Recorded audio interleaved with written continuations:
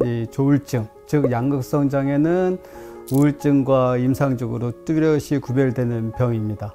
다만 이제 우울 상태에 접었을 때는, 그러니까 조울증의 우울 상태는 우울증과 유사한 양상을 보이게 되는데요.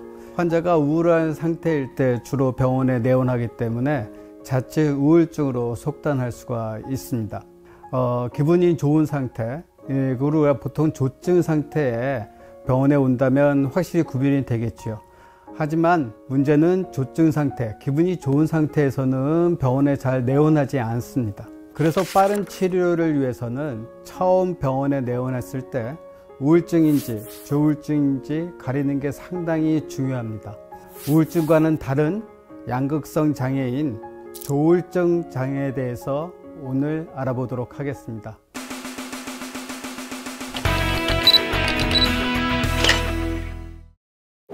안녕하십니까? 서울대학교 병원 정신건강의학과 교수 안용민입니다.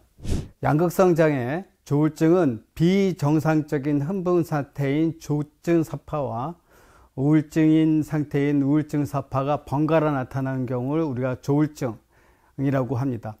기분이 양극단에서 왔다 갔다 하기 때문에 의학적으로는 우리가 양극성 장애 이렇게 얘기를 합니다. 여기서 특징적인 것은 조증 사파가 있다는 거죠. 비정상적으로 기분이 신난다, 에너지가 증가된다, 잠을 자지 않아도 피로감을 느끼지 않는다, 말과 생각도 상당히 빨라지는 상태를 말합니다. 조증 사파를 특징적으로 하는 것이 양극성 장애 1형이고요. 경조증 사파를 특징으로 하는 것이 양극성 장애 2형입니다. 양극성 장애에서의 우울증 사파는 일반적인 우울증하고 거의 구별이 되지 않습니다. 1형은 우울증 사파와 조증 사파가 같이 나타나는 겁니다. 기분이 고양된 상태와 함께 자신감이 충만합니다. 그래서 과장된 자신감, 팽창된 자존심, 그리고 수면 욕구가 감소돼서 잠을 안 자는 경우도 있고요. 여러 가지 또 목표 지향적인 활동도 증가되고요. 고통스러운 결과를 초래할 수 있는 쾌락적인 활동, 무분별한 도박이나 설적인 행동에 몰두하는 게 이게 양극성 장애 1형입니다. 그리고 보통 병식이 없기 때문에 본인 스스로 병원에 내원하지 못하고 보호자에 의해서 내원되는 경우가 상당히 많습니다. 이런 경우에는 빠른 입원 치료가 필요하겠죠. 오히려 경조증 상태에서는 우울증에서 회복된 것처럼 보이기도 하고, 때로는 상당히 생각이 창의적인 생각들이 많이 떠올라서 예술적인 활동, 상상적인 활동을 보이는 경우도 있습니다. 경조증은 크게 문제가 되지 않는데 뭐가 문제냐면 경조증 이후에 나타나는 우울 증상이 문제가 됩니다. 그 우울증은 일반적인 우울증보다도 치료가 더 어렵고 기간도 더 길고 자살의 위험성도 더 심한 것으로 알려져 있기 때문에 이 우울증 증상을 조절하기 위해서는 재발을 막기 위해서는 경조증부터 치료가 필요하다고 얘기할 수 있습니다. 양극성 장애의 원인은 아직까지는 정확히 밝혀져 있지는 않습니다. 지금까지 추정하기로는 여러 가지 생물학적인 요인과 환경적인 요인이 같이 맞물려서 이 조울증, 양극성 장애가 생긴다고 생각되는데, 모든 양극성 장애 환자들이 가족력이 있는 것은 아닌데 유전되는 경향이 상당히 많습니다. 여러 가지 연구를 통해서 본다면 생물학적 요인이 약 70 내지 80%가 된다고 생각됩니다. 나머지 20-30%는 결국은 스트레스 같은 상경적 요인이 또 같이 맞물려 있다고 얘기할 수 있을 것 같습니다.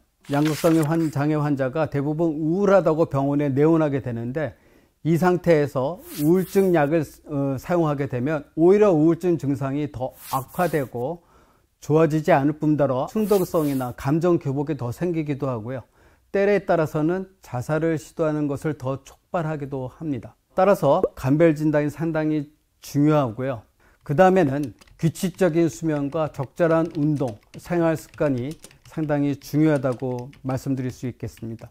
수면과 기분은 맞물려 있습니다. 많이 자면요, 기분이 다운되고 적게 자면 기분이 약간 고양되는 걸 일반인들도 느낄 수 있을 것입니다. 조울증 환자, 양극성 장애 환자는 이런 것이 더 심각하게 영향을 받습니다. 따라서 규칙적인 생활 리듬을 유지하는 것이 상당히 중요합니다. 특히 음주는 기분을 더 불안정하게 만들기 때문에 우리가 양극성 장애를 예방하고 관리하기 위해서는 음주를 반드시 피해야 합니다. 환자가 매일같이 약을 챙겨 먹는 게 상당히 어렵습니다. 따라서 같이 살고 있는 동거인, 가족이나 보호자들은 환자가 약을 챙겨서 먹고 있는지를 꼭 살펴보고 그것을 격려해 주는 것이 상당히 중요합니다. 정신과 전문의들도 양극성 장애와 우울증 환자가 우울증 상태에서는 두 개의 구별하는 것이 상당히 어렵습니다. 저희 서울대병원 기본장애 연구실에서는 최근 한국기술연구원의 지원을 받아서 여러 가지 생체 지수, 심박수, 뇌파, 피검사를 바탕으로 해서 양극성 장애와 우울증을 스크리닝할 수 있는, 감별 진단할 수 있는 연구를 하고 있고 일부는 지금 논문으로 보고되고 있습니다. 향후 이런 최신 연구를 통해서 양극성 장애의 진단을 보다 체계적으로 진단하고 약물을 선택뿐만 아니라 예후를 예측할 수 있는 정확한 정보를 환자분들한테 제공할 날이 곧 올 것으로 생각됩니다. 양극성 장애 환자분들을 보면 꾸준하게 치료를 받으면 증상이 전혀 없거나 증상이 있어도 비교적 잘 지내시는 분들이 많습니다. 본인의 적극적인 치료 의지와 가족들의 따뜻한 관심을 통해서 환자분이 건강하고 행복한 삶을 사시는 데 도움이 될 수 있었으면 좋겠습니다. 서울대학교병원 정신건강의학과 교수 안용민이었습니다. 감사합니다.